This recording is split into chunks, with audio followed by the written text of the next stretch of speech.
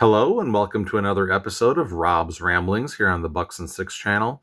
And today at the Brown Table of Sports Card Collecting, we're going to take a little different approach to this episode because the feature item on this show isn't going to be cards today, although I am going to show just a few cards. But the reason that I am making this episode tonight is because I received something in the mail today that was the culmination of a little mini project that I had been working on that was inspired by my good friend Brent Richards, who I know many of you know and watch. But I'm looking at ways to, moving forward, curate my collection a little bit differently. As you may or may not know, if you've watched some of my previous episodes, I do have my collection broken down into some categories. I have lower end cards that I put in penny sleeves, and I call that Penny Lane. And then I have cards that are a little notch up from that in my collection that are in top loaders, and I call that Top Loader Land. And then cards that I deem to be a little bit better than those, I have put into one touch magnetic cases, and I call that One Touch Town. And then beyond that, I have cards that are slabbed up and graded either by SGC or by PSA or whatever other grading company, and I call that Slab City.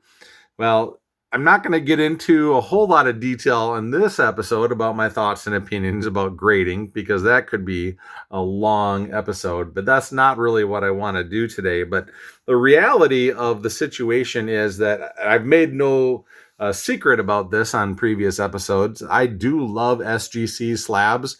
That is my preference in slabs, the way they look. I just prefer those. That's been the way it is. I mean, I don't necessarily dislike the look of other companies, but I just like the slabs from SGC a little bit better. But as many of you know, SGC is in the process of downsizing, and there is no guarantee that SGC is going to be around for a while, forever. So I wanted to look at other options that are a little bit cheaper than sending cards to PSA to get graded, because I still want to carry on the tradition in my collection of having cards in Slab City. So because my friend Brent Richards clued me into how easy the people at MagPro are to work with, I reached out to MagPro, just like Brent has done, and they walked me through the process of creating my own label for my slabs that I really am pleased with. And if you're familiar with Brent's slabs, his turned out fantastic as well. But there's a lady named Kim who just works miracles, and she does it very, very quickly. I reached out to Kim with an email, just giving her a vague description of what I wanted, because I have no artistic ability at all. I didn't really have the ability to give her anything that I could draw up myself. I just told her I wanted a label that had the feature that looked like the 1980 Topps banner. And on my color scheme, I wanted to be light blue in the background with a dark blue banner and a yellow lettering along the banner that said Slab City. So with that description, she immediately replied very quickly with 3 different mock-ups that I could choose from, and I found all of them looked great, and they were exactly what I was looking for. But the one that I ended up settling on is this one, and as you can see, it is a perfect rendition of what I described. It has the 1980 Topps banner with the light blue coloring, and then the dark blue banner in the Slab City written in yellow, and that was perfect. That was exactly what I was looking for. So moving forward now in my curating of my collection, I'm going to, and there I go, I lost another light again. This is the second episode in a week where I lost my light, so I'm going to have to shift my lighting again. But I have now this plan going forward. Not that I'm never going to have cards sent off to get graded anymore, because I do still love the tuxedos, but now I have another option putting these cards in the MagPro slabs with my own personalized label. So I'm going to show just 3 cards today with the new Slab City label, and I believe they look fantastic. And I'm going to start with a card that I showed in yesterday's episode. If you watched my channel yesterday, you already saw this card, and I admitted how much of an idiot I was, because I opened this card out of the mailbox, and I shouldn't have, because my wife had ordered this for me for my birthday, and I didn't realize that it was addressed to her, and I opened it anyway. So I am an idiot. But I'm not just an idiot for that reason. I'm also an idiot because I showed this card yesterday on the channel, and I failed to notice that this card is numbered to 99.